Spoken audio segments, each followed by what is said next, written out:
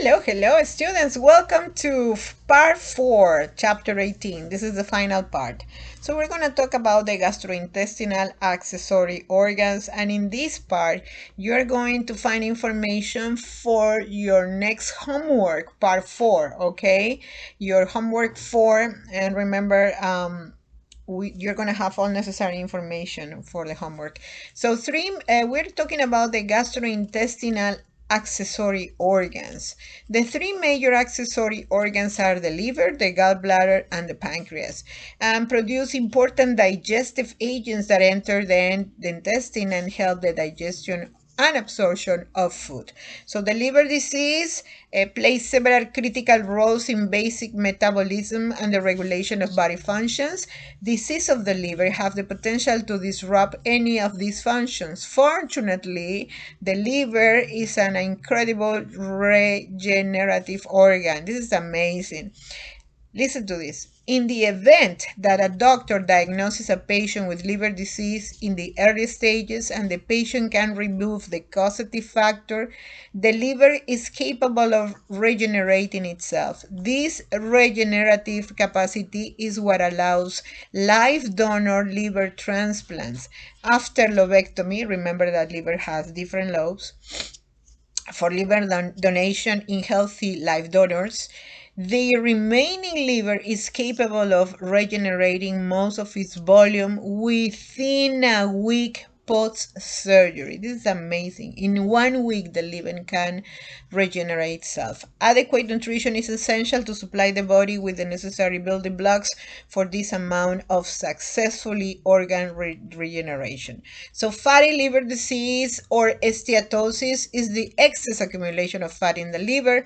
It's called also lipotoxicity. If the disease results from alcohol abuse, we refer it to alcoholic liver disease, ALD, right?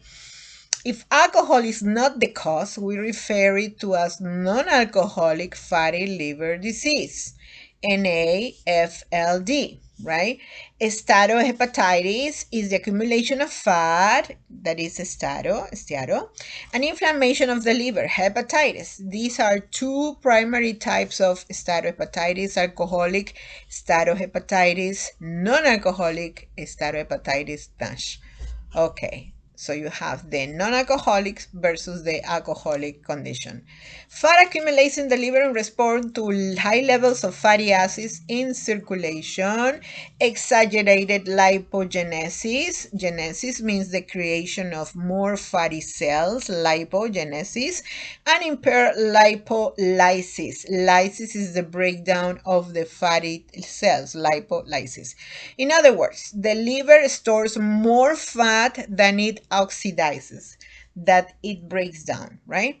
Alcohol-induced disturbances in the liver are multifactorial and progress from toxicity, steatosis, and mass inflammation to ultimately resulting in organ failure. Disease progression of steatohepatitis may advance to cirrhosis if the individual is not treated. Genetic and environmental factors such as obesity, metabolic syndrome, diabetes, insulin resistance, dyslipidemia means there's an imbalance of lipids, and dysbiosis, we have a problem with the microbiota, increases the risk for the development of non-alcoholic steatohepatitis disease, okay? Some researchers argue that non-alcoholic fatty liver disease is a direct result of insulin resistance. I'm going to repeat this. Some researchers argue that non-alcoholic fatty liver disease is a direct result of insulin resistance. Basic nutrition guidelines for fatty liver diseases and steatohepatitis includes a balanced diet, avoidance of alcohol if indicated, weight loss if indicated, we have to remove the fat from the system, and tight blood glucose level control. Remember the insulin resistance. So healthcare providers should evaluate patients with alcoholic steatohepatitis for evidence of malnutrition and refer patients to dietitian to establish adequate nutrients intake. Why malnutrition? Because the liver is processing and metabolizing everything from micronutrients, our blood work, medications, glucose, fats, you name it. So hepatitis, bacteria, viruses, parasites, and toxins, for example, chloroform, alcohol, drugs, lipotoxicity, may cause the inflammatory condition of acute hepatitis. Viral infections and alcohol abuse are the most common form of hepatitis. So viral infections, that's why we have hepatitis A, B, C, D, right? And the alcohol are the most common forms of hepatitis. Hepatitis, inflammation of the liver. Viral infections are often transmitted via the oral fecal route. In the case of hepatitis A, oral fecal, which is common in many epidemic diseases that involve contaminated food or water. In other cases, transfusions of infected blood or contaminated syringes or needles may transmit the virus, like hepatitis B. That's why I changed the color. The green one is A and the yellow one is hepatitis B. Symptoms of hepatitis include anorexia and jaundice with underlying malnutrition. So treatment focuses on bed rest, right, and nutrition therapy to reduce the inflammation and support the healing and regeneration of the liver tissue.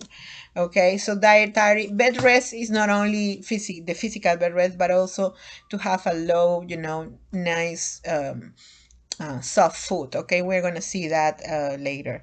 So dietary restrictions are not usually necessary during acute hepatitis, but they may be required for chronic cases. The following requirements govern the goals of nutrition therapy. So we have avoid hepatotoxic substances like alcohol, drugs, and toxins, and also consume 4 to 6 small meals per day. So a little bit of everything every couple of hours, okay, as tolerated by the patient. Energy, consume a diet that is adequate for energy, macronutrients, and micronutrients. Protein is essential for regenerating new liver cells and preventing damage from fatty infiltration in liver tissue.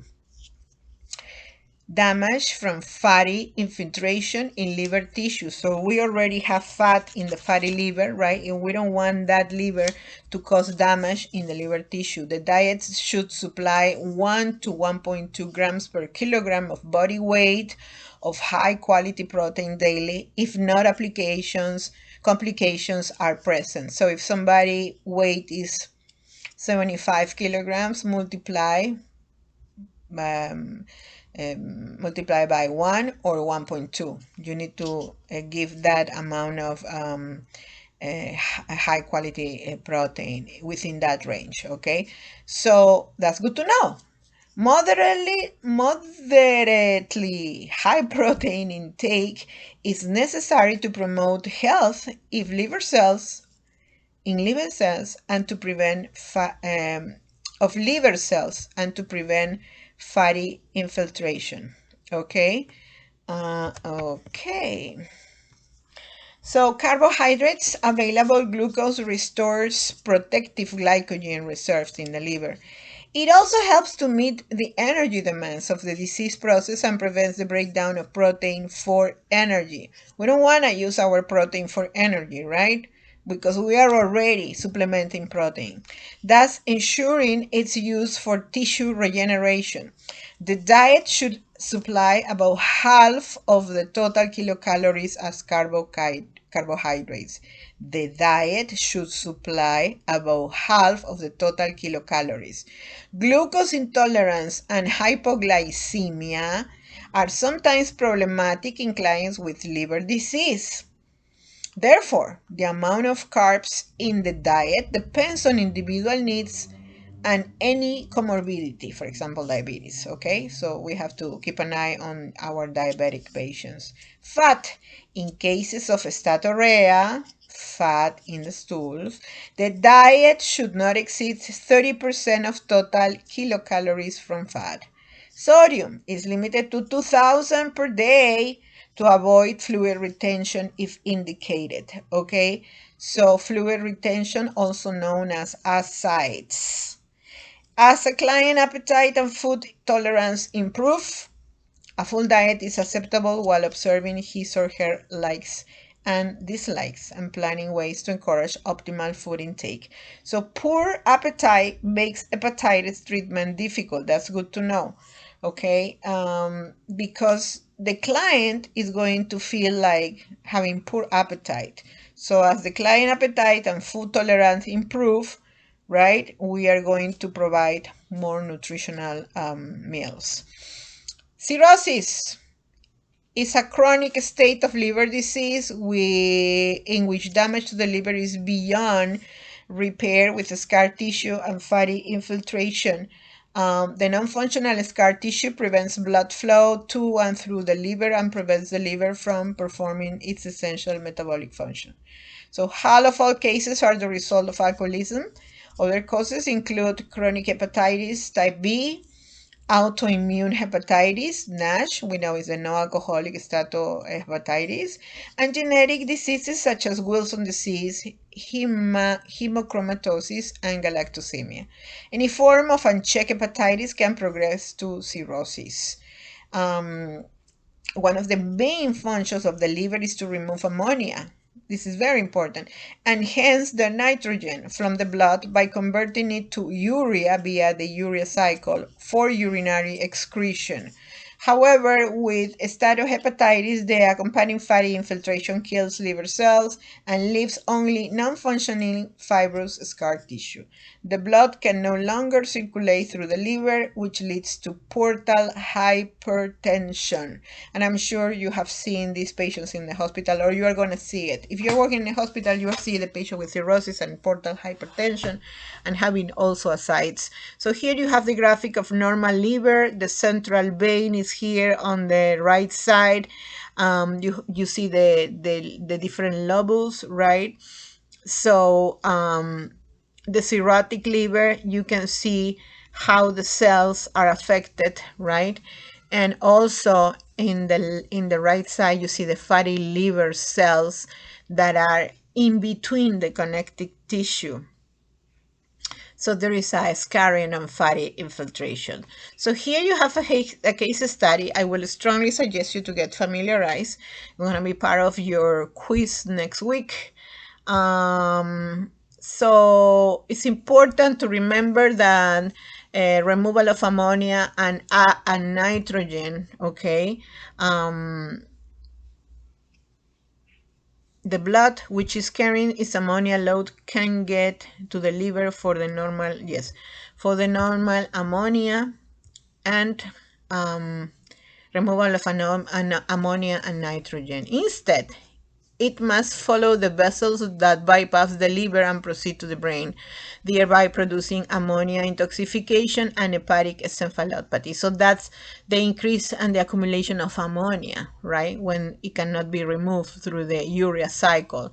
So the ammonia is going to stay and it's going to cause hepatic encephalopathy, which is the last stage in the cirrhosis, right? Portal hypertension causes the small blood vessels that surrounds the esophagus to distend, which eventually leads to the development of esophageal varices. So this is the safety alert number 2. That's good to know, hepatic encephalopathy and the cause. So where is the safety alert number 1? Let me check. Okay. That's good to know. Okay, so we don't want the... Okay, here it is. With steatohepatitis, the accompanying fatty infiltration kills liver cells, okay, and leaves only non-functioning fibrous scar tissue. So when these fatty cells are infiltrated, what they are doing is they are killing the good functioning liver cells, and you don't want that because you are gonna stay without an organ, part of an organ that really does multiple functions, multiple functions. I would say is one of the if it's not the most important organ in our body and is able to regenerate. So if you are killing that particular organ, I don't think a good prognosis for that. So that's the safety alert number one. The other safety is related to hepatic encephalopathy, when we cannot remove the ammonia. In the case of cirrhosis, medical treatment is limited to nutrition therapy and to removing excess sources of ammonia within the GI tract. The most common medications used are lactulose and antibiotics such as neomycin. Lactulose is an absorbable sugar that pulls water and ammonia into the colon for elimination. So when you give lactulose, when you will going to give lactulose to a patient in a hospital, you have to monitor potassium levels, okay? And because patient is going to poop, and potassium can drop easily. Neomycin works by destroying ammonia-producing bacteria in the gut. Protein, energy malnutrition, and vitamin mineral deficiencies are significant issues for patients with cirrhosis. Such deficiency exacerbate poor health-related quality of life and contribute to ascites. Again, we need protein to hold the water into place. When we don't have protein, then edema comes. In the case of the liver, it's going to be ascites in the abdominal area. Okay, and that's good to know. Protein deficiency causes ascites. So we have to avoid hepatotoxic substances, alcohol, drugs, toxin, consume 4 to 6 small meals per day, consume a diet that is adequate in energy, macronutrients, micronutrients. Energy, total energy intake should equal basal energy needs plus approximately 20%. Practitioners must carefully distinguish fluid weight from actual body weight. Protein, dietary protein should equal to 0.8 to 1.2. I don't want you to get confused with between hepatitis, nutritional advice, recommendations, and cirrhosis. Here in the hepatitis is 1 to 1.2 grams per kilogram. Here you see is 0.8 to 1.2. Okay? Or appropriate body weight in the absence of impending protein-sensitive hepatic encephalopathy. Sufficient dietary protein helps correct severe malnutrition, heal liver tissue, and restore plasma proteins. What a blessing is the good diet, a good protein in the body, right? Correct severe malnutrition, heal liver tissue, and restore plasma proteins. Unbelievable. So we need to focus on general diet, adequate in calories, low sodium, and soft texture in terms for diet for cirrhosis. This is the main, the most important focus, right? Diet, adequate in calories, low sodium, and soft texture. So carbohydrates, approximately half of the total kilocalories in the diet should come from carbohydrates. And then fat, in the presence of steatorrhea, the dietary intake of fat should not exceed 30% of total kilocalories. We have to be very careful with the fat because if there is fat infiltration, we have to work very, very intelligent, in a very smart way in order to provide good nutrition to this patient. Sodium is limited to 2,000 per gram to reduce the severity of ascites. Hyponatremia or ascites necessitates fluid restriction. Hyponatremia, we need to put fluid because we don't want to lose. Okay, we have a patient with cirrhosis. The patient cannot remove the ammonia. It's getting hepatic encephalopathy. Now the patient is going to have low sodium. So all these factors are going to trigger the worst mental status. It's a horrible scenario. So reinforce the benefits of daily physical activity. Now, let's move to gallbladder. The basic function of the gallbladder is to concentrate and store bile, and then release the concentrated bile into the small intestine when fat is present there. Bile emulsifies fat in the intestine to prepare it for digestion, and it helps carry it into the mucosal cells of the intestinal wall for preparation to enter the lymphatic circulation. Cholecystitis and cholelithiasis. Okay, be careful here. Inflammation of the gallbladder is cholecystitis. Itis, inflammation. Frequently result from a low-grade chronic infection or obstruction. The impaired metabolism of supersaturation of cholesterol contributes to the formation of gallstones. When there are gallstones, it's called cholelithiasis, okay? Lithiasis. Cholecystitis is the inflammation. Now, exogenous risk factors for cholelithiasis, for gallstones, include obesity, again, physical inactivity, hormone replacement therapy, all of the women that are having the hormone replacement in the menopause or postmenopause periods, and dietary factors such as the high intake of simple carbohydrates and saturated fatty acids. So your simple carbs are your French fries, right? Your pasta. The risk for gallbladder disease also increases in the presence of diabetes, metabolic syndrome that we analyzed before. Remember your sugar, your high triglycerides, your body weight measurement, your high triglycerides, okay? Your blood pressure. That's the metabolic syndrome. Dyslipidemia and liver disease. And as the incidence of obesity type 2 disease increases in Western societies, we are here, so does the occurrence of cholelithiasis, gallstones, even in young children. And that's really painful. It's very sad. Okay, cholelithiasis, remember, is related to gallstones. Gallstones are composed primarily of cholesterols, bilirubin, and fatty acids, and we classify them as cholesterol stones, pigment stones, or primary bile duct stones.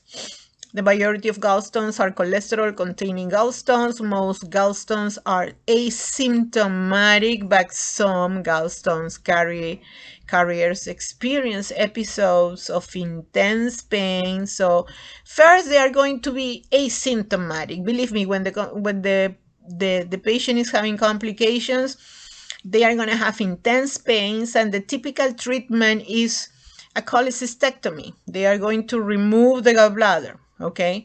Other medical treatments include litholytic therapy. They are going to remove the stones to dissolve the stone, and shockwave lithotripsy to shatter the stone. Sometimes I don't think that's available for everybody, but if you can access those treatments, that would be nice, because you don't want any of your organs to be removed, especially the gallbladder, which is very important, right, to metabolize your fat.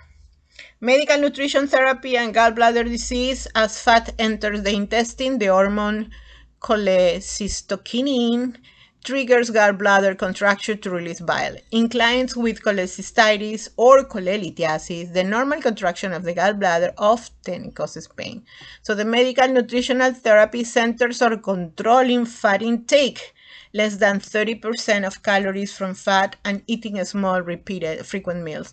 So for me, that's also another reason to have a counseling with the psychological specialist, because you can recommend a patient to reduce the cholesterol intake, but from then to the fact that the patient is going to do it, the patient is going to prefer sometimes to get the cholecystectomy instead of changing the lifestyle. The same thing happened with the bariatric surgery, right? They prefer to remove part of the stomach instead of really doing a lifestyle change. Okay, pancreatic disease. The pancreas is a key organ in normal digestion and metabolism. Remember, we are reviewing the three organs that are accessory: the liver, the pancreas, and the gallbladder. And it acts as both as endocrine and exocrine gland. In response to hormones, the pancreas excretes digestive enzyme and bicarbonate, which are necessary for the breakdown of the macronutrients during digestion. Digestion, yes. The endocrine functions of the pancreas include the regulation of blood glucose concentration by glucagon and insulin, Pancreatitis, inflammation of the pancreas, right? Premature trypsin activation within the pancreas causes autodigestion of pancreatic tissue and inflammation. Severely altered digestion and absorption ensue, as does altered glucose control in chronic forms of pancreatitis. Mild or moderate episodes may completely subside, but the condition tends to occur, which can lead to chronic pancreatitis. Okay, so patients with pancreatitis experience severe abdominal pain and may experience nausea, vomiting, and steatorrhea. And there are other symptoms that you're going to see, some bruises that are going to appear in the abdomen, but I will teach you that whenever you get to 201. Excessive alcohol consumption is the major causative factor of pancreatitis. So through all these chapters, we have been talking about obesity, alcohol, smoking, very frequently. So it's up to you guys how you want to survive to these horrible conditions. Other causes of chronic pancreatitis include heredity, pancreatic duct obstruction, hypertriglyceridemia, cystic fibrosis, renal failure, and infectious disease. Medical nutrition therapy for pancreatitis. And this is good to know. NCLEX alert. I want to mention that patients with pancreatitis experience severe abdominal pain and may experience nausea, vomiting, and steatorrhea. That's NCLEX alert for you to differentiate from other conditions. Okay, and okay. So this is the recommendation, okay, for the acute of unresolved cases of pancreatitis. You have to go with low-fat diet. On the left side, you have the foods allowed, and on the right, you have the foods limited or avoided. Whoever got pancreatitis, right, or cholecystitis, cholecystectomy, cholelithiasis, okay, or hepatitis, must review this part of the chapter, right? So we have the low-fat diet, foods that are allowed. And on the other side, you have the whole meal, cream, evaporated, and condensed. This should be avoided. Interested egg yolks, saturated fats, shortening mayonnaise, okay, ice creams, all other cheeses. The only allowed cheeses are low-fat and fat-free cottage cheese, okay. So you have to avoid cream soups, chocolate nuts, and peanut butter in order to avoid any condition related to pancreatitis, okay. So also you have to include a lot of hydration, rest while receiving fluids, and corrections for electrolytes and acid-base disturbances, right? Advanced to oral feedings. Clients with severe pancreatitis may require a continuous infusion of enteral nutrition. The healthcare team will consider parenteral nutrition in severe cases for patients who cannot tolerate oral or enteral feedings. Adequate energy and protein to prevent nutrient deficiencies and weight loss. Assess the need of vitamin and mineral supplementation, especially during periods that oral intake is sufficient to meet basic needs. In any case, you always have to remember the role of the pancreas, right? To metabolize the carbs, the proteins, and the lipids, lipase, amylase, and protease. So if the pancreas is sick, we are having an issue here. The therapeutic diet is relatively high in protein and low in fat.